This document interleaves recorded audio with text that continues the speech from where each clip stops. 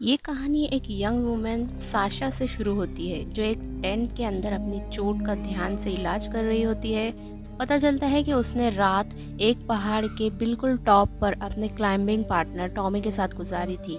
सब कुछ फिनिश करने के बाद दोनों अपनी क्लाइंब कंटिन्यू करते हैं, लेकिन एक बहुत मुश्किल एफर्ट के बाद साशा फिसल कर गिर जाती है। शुक्र है कि रोप उससे बचा लेती है। इस पॉइंट पर यह क्लियर हो जाता है कि वो दोनों कई दिनों से समिट तक पहुंचने की कोशिश कर रहे हैं, लेकिन हर बार उसी जगह फेल हो जाते हैं। साशा दोबारा ट्राई करती है लेकिन बार बार गिरती है और इस बार उसे चोट भी लग जाती है। टॉमी कहता है कि अब उन्हें क्विट कर देना चाहिए और वापस जाना चाहिए, लेकिन साशा उसकी बात नहीं सुनती और फिर से ट्राई करने पर जिद करती है, जिसका रिजल्ट वही होता है। अचानक वेदर चेंज होने लगता है, लेकिन फिर से साशा उसी दिन समिट तक पहुंचने के लिए पुश करती रहती है। टॉमी उसे बार बार याद दिलाता है कि उन्हें अपने प्लान पर टिके रहना चाहिए और कंडीशंस और ख़राब हो रही है। आखिरकार साशा मान जाती है और दोनों वापस अपने टेंट में आ जाते हैं। टेंट के अंदर टॉमी अपनी फीलिंग्स शेयर करता है कि जब साशा उसकी बात इग्नोर करती है तो उसे कैसा लगता है।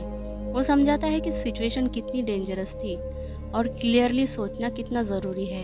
वो ये भी एडमिट करता है कि उसे लगता है कि उसकी किस्मत ख़त्म हो चुकी है, जिससे साशा अपसेट हो जाती है। लेकिन कुछ टेंशन के बाद दोनों आखिर में रिकंसल करते हैं।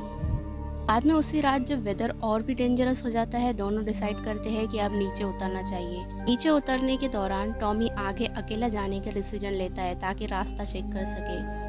अनफॉर्चुनेटली एक हैवी स्नो एवलांच आता है जिससे टॉमी गिर जाता है।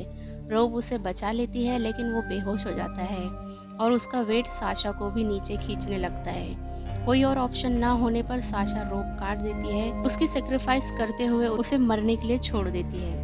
कुछ दिन बाद साशा एक रिमोट लोकेशन की तरफ ड्राइव करते हुए दिखती है। जब वो वहां पहुंचती है उसे बताया जाता है कि यहाँ सैटेलाइट रिसेप्शन नहीं है और जीपीएस काम नहीं करेगा, इसलिए वो मैनुअल मैप यूज़ करती है। थोड़ी देर ड्राइव करने के बाद वो एक जगह रुकती है ताकि रेस्ट कर सके और कुछ खा सके। वह बैठे हुए उसे टॉमी के फ्लैशबैक्स आने लगते हैं। वो अपना सफ़र कंटिन्यू करती है और आखिर में एक स्टोर पर रुकती है जहाँ मिसिंग लोगों के पोस्टर्स लगे होते हैं। एक वर्कर उसके पास आता है और उसे वार्न करता है कि जंगल में लोग अक्सर गायब हो जाते हैं और उसे एडवाइस करता है कि ज़्यादा अंदर ना जाए। साशा दूसरे स्टोर पर सप्लाईज लेने जाती है, लेकिन वहाँ एक रैंडम आदमी उसे हरास करने लगता है। जैसे ही सिचुएशन एस्केलेट होने लगती है, बेन नाम का एक आदमी बीच में आता है और उसे रोक देता है और बाद में सिचुएशन के लिए माफ़ी भी मांगता है।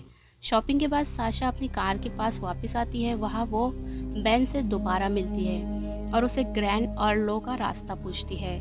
उसका जीपीएस काम नहीं कर रहा होता है। बेन उसे डायरेक्शंस देता है और एक हिडन कैंपिंग स्पॉट भी सजेस्ट करता है और कहता है कि वहाँ से सीनरी बहुत अमेजिंग है।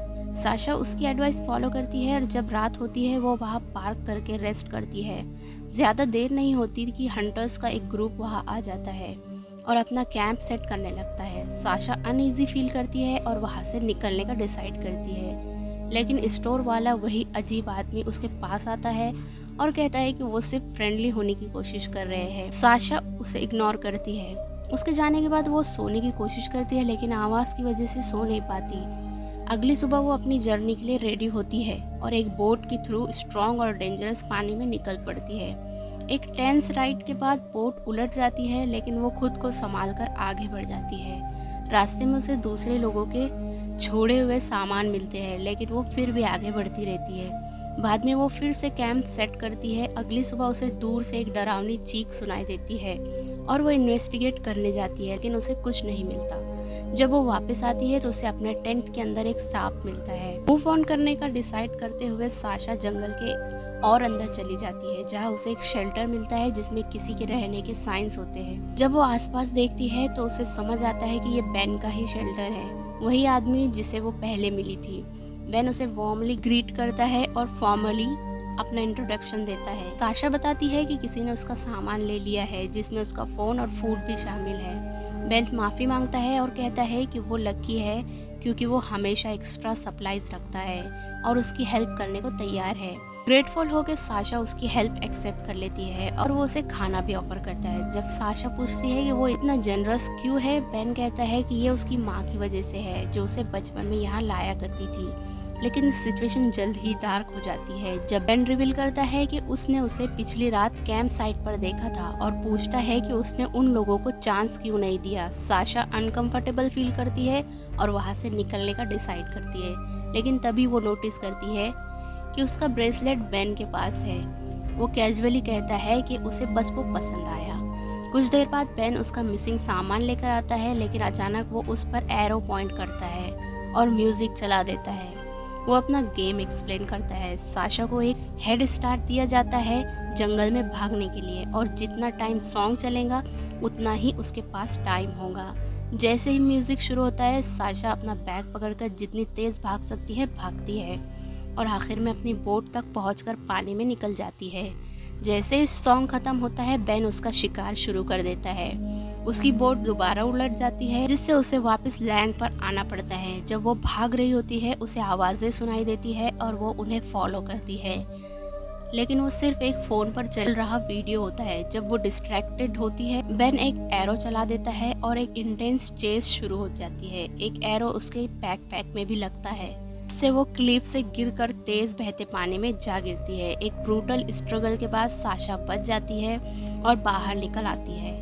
वो कपड़े चेंज करती है, जल्दी से कुछ खाती है और आगे बढ़ जाती है। वो रॉक्स पर चढ़ते हुए आखिर में एक माउंटेन के टॉप पर पहुंच जाती है। वहां से वो एरिया स्कैन करती है बेन को ढूंढने के लिए, लेकिन पहले वो नहीं दिखता। अचानक उसे उसकी आवाज़ सुनाई देती है। वो उसे देख लेती है, जो अभी भी उसे ढूंढ रहा होता है। जैसे ही वो उसे नोटिस करता है, वो फिर से चेस शुरू कर देता है, लेकिन साशा रॉक्स के बीच छुप जाती है। बेन उसे बाहर निकालने के लिए आवाज़ें करता है, लेकिन आखिर में वहाँ से चला जाता है, जिससे साशा को एस्केप करने का चांस मिल जाता है। बाद में वो उसे पानी में तैरते हुए देखती है और इसी मौके का फायदा उठाकर अपनी बोट तक पहुँचती है। जैसे ही वो उसे खोलने की कोशिश करती है, अचानक उसे किसी चीज से जोर का झटका लगता है और वो चीख पड़ती है, जिससे उसकी पोजीशन रिवील हो जाती है। पता चलता है बेन ने पानी में एक ट्रैप लगा रखा था, जो उसके पैर को पकड़ लेता है। बेन तुरंत वहां आ जाता है और उसे नदी से बाहर खींच लेता है। जैसे ही वो उसे मारने वाला होता है, साशा उस पर पेपर स्प्रे यूज करती है। जब तक वो रिकवर करता है, साशा खुद को छुड़ाने की कोशिश करती है, लेकिन जैसे ही वो कंट्रोल वापस पाता है, वो फिर से अटैक करता है। फाइट के दौरान वो उससे कहता है कि स्प्रे गिरा दे। जब साशा पूछती है कि क्या उसे लगता है ये एक गेम है, बेन कहता है कि ये गेम नहीं बल्कि एक रिचुअल है। वो उसे बांध देता है, लेकिन तुरंत नहीं मारता। इसकी बजाय वो उसे खाना ऑफर करता है और कहता है कि उसके पास चॉइस है, आसान तरीका या मुश्किल तरीका। जब बारिश शुरू होती है, वो अपने रिचुअल्स के इम्पोर्टेंस के बारे में बात करता है। अगले दिन वो उसे अपनी बोट पर ले जाता है। साशा उससे बात करके डिस्ट्रैक्ट करने की कोशिश करती है और चुपके से भागने की कोशिश करती है, लेकिन वो देख लेता है और उसे पानी में धक्का दे देता है। वो स्ट्रगल करती है, लेकिन बच जाती है। आखिर में वो एक केव तक पहुंचते हैं। अंदर जाने पर पता चलता है कि ये वही जगह है जहां बेन अपने विक्टिम्स को मारता था, जिनमें से कई वो मिसिंग लोग हैं जिनके पोस्टर्स लगे हुए थे। वो बताता है कि ज़्यादातर लोग उसकी तरह फाइट नहीं करते थे और वो मानता है कि कुछ भी वेस्ट नहीं होना चाहिए। जैसे ही वो पास आता है, साशा से पूछती है कि उसके साथ क्या हुआ था और वो रिवील करता है कि उसके दांत असली नहीं हैं। बाद में वो वहाँ से जाता है और वापस आकर केव के और अंदर ले जाता है और अपने रिचुअल्स के लिए तैयारी करता है। उसके बाद एक साइकोलॉजिकल बैटल शुरू होती है। बेन कहता है कि वो किसी सेक्रेट चीज का हिस्सा है और वो सिर्फ उसे मार नहीं रहा बल्कि उसकी लाइफ को मीनिंग दे रहा है। वो ये भी कहता है कि वो उसकी जिंदगी को मैटर बना रहा है। अचानक साशा फाइट करती है और उसका कान का एक हिस्सा काट लेती है, जिससे एक वायलेंट स्ट्रगल शुरू हो जाती है। वो पास के वाटरफॉल में कूद जाती है और बेन उसके पीछे आता है। रोप जिससे वो जुड़े होते हैं फंस जाती है और दोनों लगभग डूब जाते हैं, लेकिन आखिर में वो निकल जाती है। इस दौरान बेन अपना सर टकरा लेता है और बेहोश हो जाता है। साशा लगभग डूब जाती है, लेकिन खुद को छुड़ा लेती है।